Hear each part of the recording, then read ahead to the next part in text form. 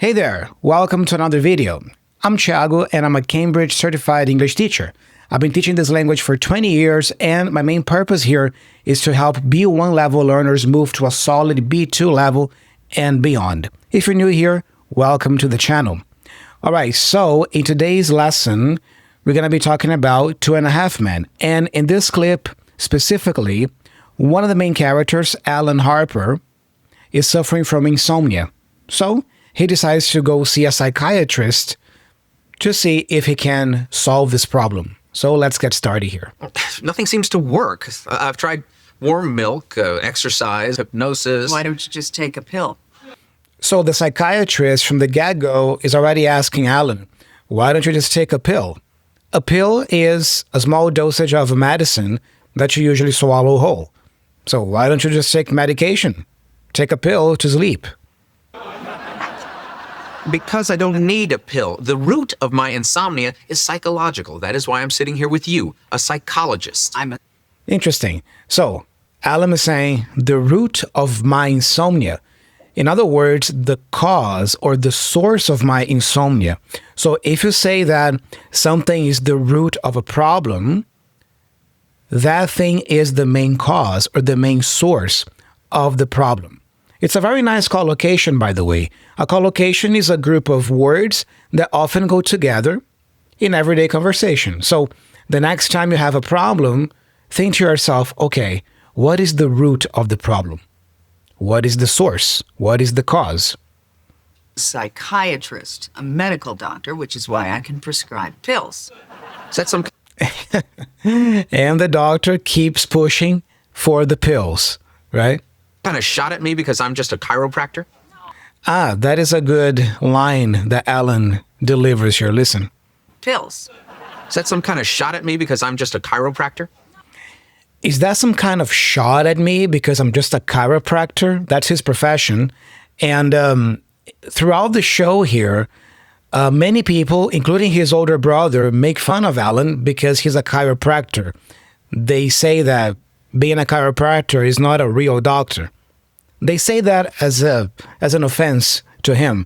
So after hearing that for so many years, Alan is a little bit suspicious and he's asking the doctor now, the psychiatrist, is that some shot at me because I'm just a chiropractor? I mean, are you telling me that you are a medical doctor, a psychiatrist, just to rub it in my face, basically?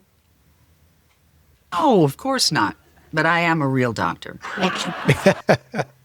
I love this woman, you know. Oh, of course not. But I am a real doctor. Unlike you. Look at Alan's face. Yeah, it's so cool, man. Subconscious, unravel the source of my problem? Sure. You know, Alan is a very literate character, meaning that he's a well-read person. He speaks very well. And it's great to watch him in the show because you get to see lots of nice, advanced, sophisticated language that he uses. This is just an example. In this short line, he uses a couple of nice, advanced words. I would put these words more at C1 level, actually. Listen. Look, can you help me or not? You know, delve into my subconscious, unravel. Delve into my subconscious. Can you delve into my subconscious? So, to delve into something. When you delve into something, you investigate that deeply. You delve into it. You go deep and you analyze it deeply. So he's asking the psychiatrist, can you delve into my subconscious? Can you help me deeply analyze my subconscious to see where the root of the insomnia is coming from? And right after, he uses another word. Delve into my subconscious, unravel the source of my problem? Sure. Unravel the source of my problems. So when you unravel something, you reveal it. Let me read the definition here for you. To unravel means to investigate and solve or clarify something complex or confused. Literally, to undo twisted threads. Figuratively, to solve a mystery or puzzle. So, delving into means investigating something deeply. Conduct a deep research, let's say. And to unravel means to solve something complex, solving a mystery. In the context of the clip here, the mystery is why hasn't Alan been able to sleep? why has he been suffering from insomnia? That's the mystery that they are trying to unravel together. I'll give it a shot. And the doctor, with that sarcastic tone, yeah, I'll give it a shot. Listen again. That's a really cool line. My subconscious, unravel the source of my problem. Sure, I'll give it a shot. Sure, I'll give it a shot. This is a colloquial way of saying, sure, I'll try. I'll try to figure out why you haven't been sleeping. Sure, I'll give it a shot. So the expression here is to give it a shot. To give it a shot. So picture this. Maybe you are with a friend and you want your friend to try to do something, try doing something, and then you can say, here, give it a shot. Experiment with it. So, when was the last time you had sex? This has nothing to do with sex. This has Oh, that's great, man. to do with alimony and ex-wives and child support and... Okay, alimony, ex-wives, child support. So, going back here, listen to that part again. So, when was the last time you had sex? This has nothing to do with sex. This has to do with alimony and ex-wives and child support and writing checks I can't cover and having a...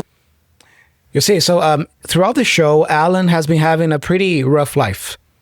And alimony means the money that an ex-husband pays the ex-wife to support the ex-wife. We understand that maybe the ex-wife doesn't have a job or doesn't earn as much money as the husband. So when they get divorced, in some cases, the husband is required to pay the wife or the ex-wife alimony.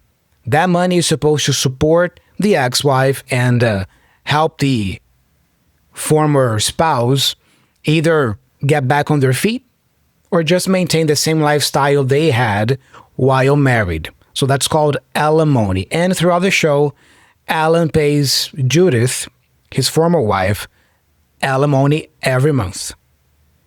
Live on my brother's freaking hide-a-bed. Oh. Okay, he also talks about child support. If you listen closely. To do with alimony and ex-wives and child support and... So child support is slightly different from alimony. While alimony is the money the ex-husband pays the ex-wife directly to maintain her lifestyle, right? Child support is the money that is supposed to be for the kid, if the couple happens to have children. So that is the money that is supposed to cover the kid's clothing, education, all the child's needs. Usually it tends to go to the spouse, in this case, the mother, because, you know, she's a legal adult, but that is money that is supposed to be given directly to the child to support the child's needs. Now, child support is usually something mandatory and obligatory that one of the spouses need to pay, right? Now, the alimony, not quite. You know, it's not always mandatory for an ex-husband, for example, to pay alimony. But the joke of the series here is that, like I said, Alan has always been, you know, he's always had a pretty tough life, you know, so he has the worst possible situation going on for him here. Not only does he have to pay alimony to his ex-wife indefinitely, but he also has the mandatory cost of child support. So he's been working a lot, but barely seeing the money that he's making. And writing checks I can't cover and having to live on my brother's freaking hide-a-bed. And having to live on my brother's hide-a-bed.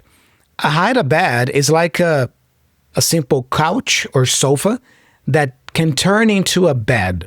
It's usually thin. There's a thin mattress. It's not so comfortable. And it's one of those simple couches that can turn into a bed, like a folding bed. We call it a hide-a-bed. So, yes, aside from all that, or on top of all that, Alan lives with his brother because, you know, he doesn't have enough money to live on his own. Okay, why don't we start with your brother? What does my brother have to do with this? Who's the doctor here? Okay, that was a shot. You got me. Going back to the initial joke, who's the doctor here? Okay, now you're taking a shot at me, right? You got me. That is true. You see, this is one of the traits of a B2 level user of English and beyond. You gotta be able to understand jokes like that. Punchlines, sarcasm, nuances. If you watch this whole clip and you think nothing about it is funny, that's probably because you are not fully grasping the idea here and the joke. All right? So it's important that you practice that. You have to also be good at understanding jokes and understanding sarcasm in English. Now tell me about your brother. What is there to say? He's 2 years older than me, but much more immature. Much more immature. So immature is the opposite of mature. What's interesting here, keep in mind, is that when you write the word immature, make sure you write it with a double M, okay? Because the root word, the original word is mature, but then I add the prefix M, I am, and now I have the M for M, the prefix, and the M for the original word, mature. That's why the word immature is written with two M's. He's charming and easygoing. Of course, why shouldn't he be? His brother is charming, easygoing. An easygoing person is a person who is not very stressed out, leads a life that is pretty relaxing, no major concerns, no major stress. An easygoing person. Never had to work for anything in his entire life. Money and women just seem to fall into his big, fat, lucky lap. Money and women just seem to fall on his brother's big, fat, lucky lap. Now, your lap is the area in your legs where you can place a laptop, for example, or if you are holding a baby or a small child, you can have that child sit on your lap. By the way, do you understand now why we call it laptop? Think about it. A desktop computer is called desktop because, it's usually a computer, a PC, that is placed on top of a desk, right? That's a desktop computer. Now, the portable one is called laptop. Why? Because usually you can place it on your lap to work on it. Make sense? So, laptop. So what Alan is saying here is that Charlie, his older brother, has always had a pretty easy life, and he's never had to work for anything in his life. That's why he has this charming vibe to him. He is an easygoing person. So you resent him? Oh, no, I love him. He took me in when I needed a place to live. So the psychiatrist is asking, so you resent your brother. When you resent someone, you hold ill feeling towards the person inside. Maybe Alan is a little bit jealous or envious of Charlie's lifestyle. While Alan has been struggling all his life, when he looks at his older brother is having a pretty good life. So maybe Alan is resenting that. When you resent, you feel a little bit of jealousy or envy towards someone. And then Alan is like, no, his family, I love him. Look. Never had to work for anything in his entire life. Money and women just seem to fall into his big, fat, lucky lap. So you resent him? Oh, no, I love him. He took me in when I needed a place to live. He took me in when I needed a place to live. So when a person takes you in, that person gives you a home. Imagine you have no place to live and somebody takes you in. Maybe your best friend takes you in. It means that your best friend allows you to live with him or her. It gives you a home. Okay. You say you love your brother. You're grateful for his help, and yet it must be difficult to watch him sail through life while you remain a complete and utter failure. All right. She's using a really nice visual expression here. It must be difficult to watch your brother sail through life. Sailing, think of those sailing boats, yeah, that you use in the ocean. You are sailing a boat. So sailing through life, we can understand that the idea here is Charlie sails through life. Sails through life in the sense that he doesn't really experience a lot of problems, major obstacles. Everything seems to come so easily to him. It's almost like he's sailing through life. Alan, on the other hand, He's always riding a storm in his life, let's say. And then she uses a very nice collocation here. Listen again. To watch him sail through life while you remain a complete and utter failure. While you remain a complete and utter failure. These two words, complete failure and utter failure, they collocate with the word failure. They are just used to emphasize the failure, how much of a failure someone or something is. So I can say, I'm a failure. That's all right. But if I want to emphasize that, I can say, I'm a complete failure. And if I want to emphasize it even more, I can use, I'm a complete and utter failure.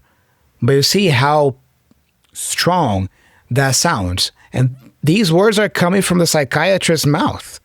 Check it out again.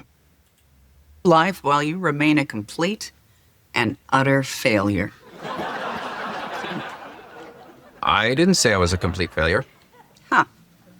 Why is it in my notes? You see, another joke. So why is it in my notes? Probably because, that's what she thinks about him, of Alan, and she must have written that during their session, And it kind of shows a little bit the funny side here because, as a psychiatrist or therapist, she is supposed to be very professional and not take a personal side against the patient, right? But in this case here, we don't see that happening. And that's where the humor lies, She doesn't seem to be very professional in some cases. Okay. Well, the worst part is that as selfish and promiscuous as Charlie is, as selfish and promiscuous as Charlie is. So a promiscuous person is a person who has a lot of romantic relationships, let's put it that way, with many different people. So for those of you who know the show, you know that his brother, Charlie, dates many women. So, he's a promiscuous person. hasn't suffered any consequences. No palimony suits, no bullet wounds from angry husbands. Not so much as a lousy urinary tract infection. You see, so Alan is questioning that. Like, how come my brother has such an easy life and he's never had to suffer any consequences? While me, on the other hand, I'm always struggling. And I try to do the right thing. I try to be a good person. I try to treat others right, but, I just keep being punished for it. So that's where Alan is coming from in this clip. And yet you love him. Well, he's family. Oh, I get it. You think it's this internal contradiction that's the source of my insomnia. What do you... You see? This internal contradiction in the sense that, okay, I love my brother, I'm grateful for all his help, but at the same time, I resent him because, he has a much easier life than I do. So you see, they are starting to get to the root of the problem, or the root of Alan's insomnia, this internal contradiction that he feels towards his brother. What do you think? I think you may be right. But how do I resolve it? Well, that's a good question. But unfortunately, we're out of time. Usually when a therapist says we're out of time, it means that our session is over. So you hired a session for 1 hour, for 60 minutes, okay? Our time is over, so we're out of time. We don't have enough time to go into that right now. Already? You dozed off for 40 minutes, Alan. You dozed off for 40 minutes. When a person dozes off, the person sleeps. The person falls asleep.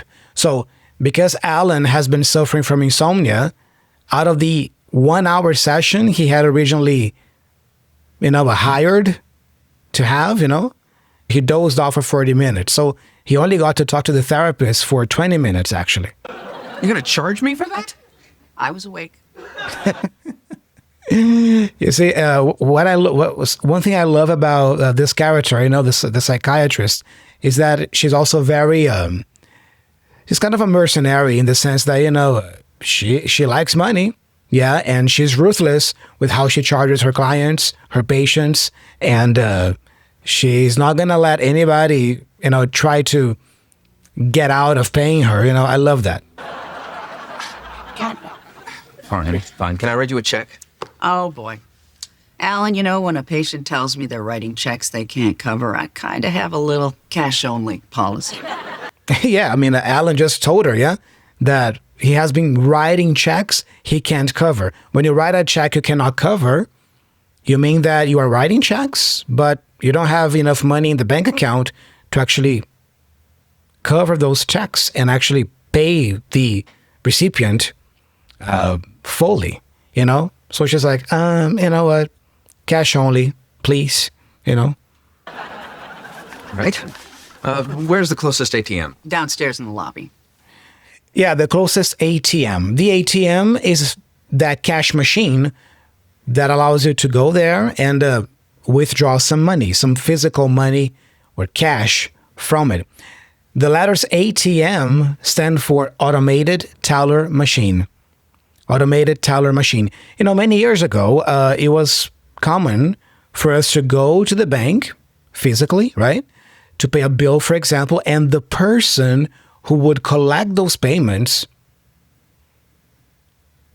used to be called the cashier or the teller, right? So ATM stands for Automated Teller Machine. It's like a teller or a cashier that is automated. That's why ATM. I'll be right back. I'll walk with you. I'll walk with you, yeah? I'm going to make sure that you pay me in full, yeah? You see, so that's part of the humor here in the clip. And all these words are lying in the B1 to B2 category, I would say. Most of the language here. And sometimes, especially Alan, he uses a couple of more C1 level words, like we just discussed. Delve into or unravel. So I would say that the language in this clip here is ranging from B1 to C1, with most of it lying in the B1 to B2 category. And there you have it. I hope you enjoyed this lesson today, and let me know in the comment section below what other TV series or movie clips would you like me to use in the next lesson. Leave me your suggestions here in the comment section below, and I'll be considering all your suggestions for future lessons like this. I call this the Media Corner. This is a section here on the channel where I work with a media clip to teach you guys some English with. All right? If you are new here, subscribe to the channel so you don't miss any lesson like that and any other future lesson. Share this video with a friend who's also into learning English with media like this. And thank you so much for your attention. I'm Thiago. I'm signing off, and I'll be talking to you very soon in the upcoming video. Oh, by the way, if you like this lesson, there's another 2.5 Men lesson that I made here on the channel. You might want to check it out right here. See you soon.